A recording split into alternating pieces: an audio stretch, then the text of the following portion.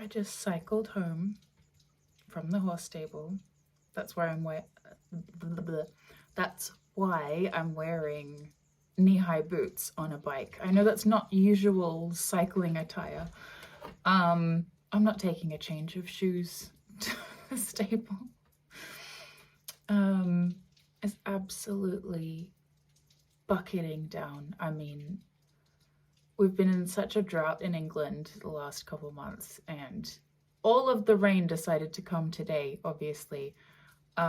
It started when I got on my bike, and it pretty much eased off as I was coming up the driveway.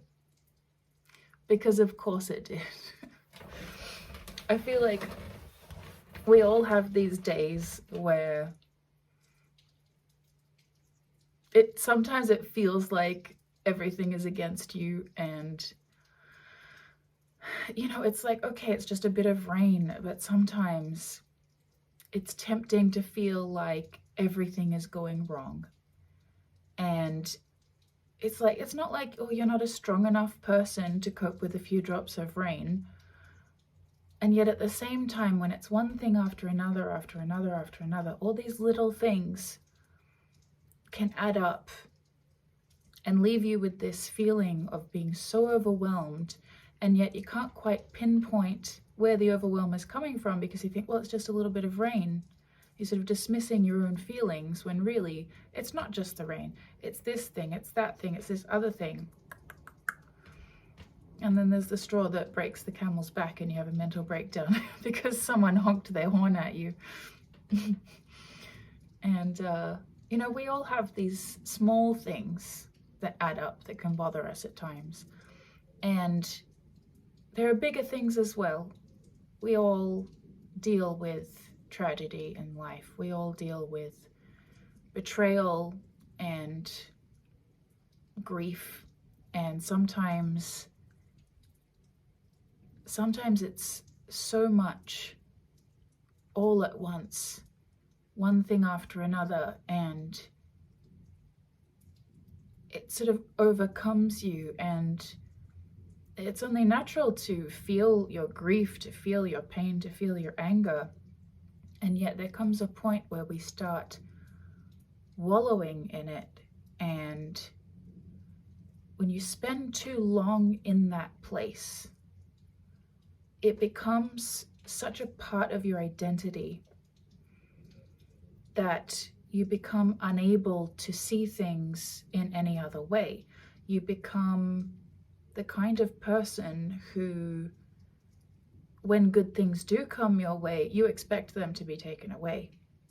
And fair enough. It's not judgment, it's just an observation. Something that I observed in myself in my 20s. And when you make that, it is sort of a victim complex. When you make that part of your identity, I mean, feel your grief, by all means. Feel your rage, feel your sadness, feel the betrayal. And yet, don't take it on, don't wear it. Don't take it on as part of your personality, your identity, because when you do, you get to a point where you start to realize that having this identity is not good for you, because when something good comes along, you reject it because it's not confirming what you believe about yourself, what you believe about your life. A good person comes along, and what do? We sabotage it. We find some way of sabotaging it so that it can't work out. Even if we have to come up with all kinds of excuses and we act like, oh, I'm doing it for your sake, or whatever whatever. It doesn't match up with our identity of being a loner, being the rejected one, being whatever it is, whatever sad story you're telling yourself. Just be aware of it. Be aware of the stories you tell yourself in your head. Because I know what it's like in there, you crazy fucker. I do the same. But when you become aware of it and you don't attach to the thoughts so much, you're able to just sit back and listen to them and think, why do I believe that about myself? Why do I believe that people will abandon me? Why do I believe that people will betray me? Why do I believe that my partner will cheat on me? Why do I believe that my partner will engulf me and try to control me? And then when you understand the belief, you start to recognize that you seek out people who will fulfill the prophecy. Right? And you probably heard of this already, you know, self-fulfilling prophecy. Okay, everyone's heard that saying probably. But have you really sat down and thought about how that is playing out in your life? Because once I became aware of that, I started to really think about it and really sit every day and just think a little bit. Just take a few minutes every day and think, what have I done today? What choices have I made today that are maybe fulfilling this belief that I have, this negative belief I have about myself, that I'm not good enough, that I'm not lovable, whatever it is. What things can I do tomorrow that would tell a different story? What things can I do for myself that tell a different story? And you start writing your own story when you think like that. You take the power away from whoever it was, whichever situation it was. Usually comes back to childhood. Everything does. Whoever it was, you take that power away from them.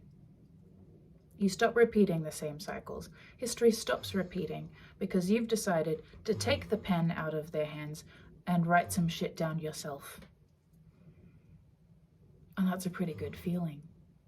You start walking away from situations that aren't fulfilling.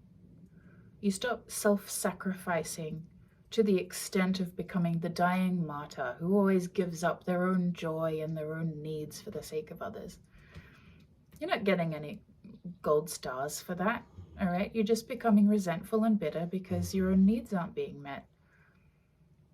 There's nothing holy about that.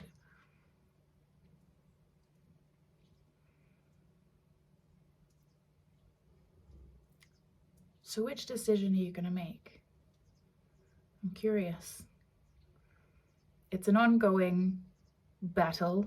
It's an ongoing challenge. But it's worth the struggle.